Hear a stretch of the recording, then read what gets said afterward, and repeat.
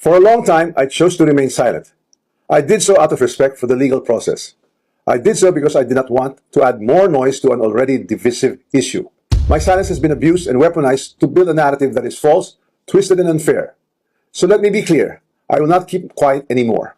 Yan ang palabang pahayag ni dating House Speaker Martin Romualdez kaugnay ng pagkakadawit niya sa flood control scandal. Ang isyong yan kasi ang idinahilan ng ombudsman kaya hindi natuloy ang pagpuntang Singapore ni Romualdez para sana magpagamot. Pero ang tanong, bakit hinarang ng ombudsman si Romualdez gayong Immigration Lookout Bulletin Order pa lang ang meron at wala pang kasong isinasampa laban sa kongresista? Approved din daw ni House Speaker Bogie D ang travel clearance ni Romualdez na tatagal hanggang May 4 para sa kanyang angioplasty surgery sa Singapore. Sagot niya ni Ombudsman Boying Remulla, we did not respond favorably to the request that he be allowed to leave because ano yan magkakaroon na naman ng haka-haka at kuro-kuro yan.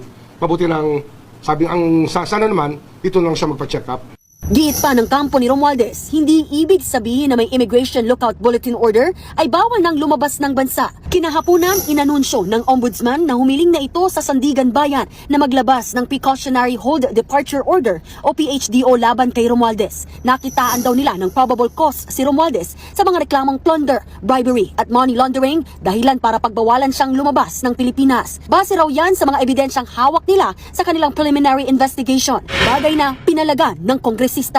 To the Ombudsman, I say this with full respect.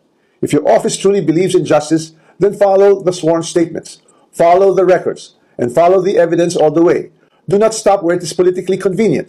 What I ask of the office of the Ombudsman is simple. Follow the rule of law and due process. Pero kung mapagbibigyan ang hiling ng Ombudsman na Precautionary Hold Departure Order, tuluyan ng ipagbabawal na makalabas ng bansa si Romualdez habang gumugulong ang investigasyon. Si Romualdez ang isa sa mga idinawit ni Zaldico bilang mastermind umano sa 100 billion pesos na budget insertions sa 2025 national budget. Ayon kay Ko, mali-maletang pera ang idineliver umano sa bahay ni Romualdez. Pero muli niya yang itinanggi. How can I be the mastermind? I was the former Speaker of the House of Representatives, but the House of Representatives is only one part of the branch of government, the legislature. The budget does not begin in the House. It begins in the executive. Giit pa ni Romualdez, hindi siya parte ng Bicameral Conference Committee na siyang bumubuo ng final version ng panukala para sa national budget na siyang pinapipirma sa Pangulo. Binanggit din niya sina Ko at nooy Senate President Cheese Escudero. Records would show that I did not participate in those meetings and I was not privy to what exactly transpired during the deliberations. Two people were instrumental in making those budget decisions, Cheese Escudero and Zaldico. May patutsada rin si Romualdez kay Navotas Representative Toby Chanco. Representative Toby Tiangco, who has been very vocal and upfront on this issue over the past months, was himself a vice chair of the Appropriations Committee in the previous Congress. There were real concerns about irregularities in the budget process. Why were these not formally raised during the deliberations or even during the plenary?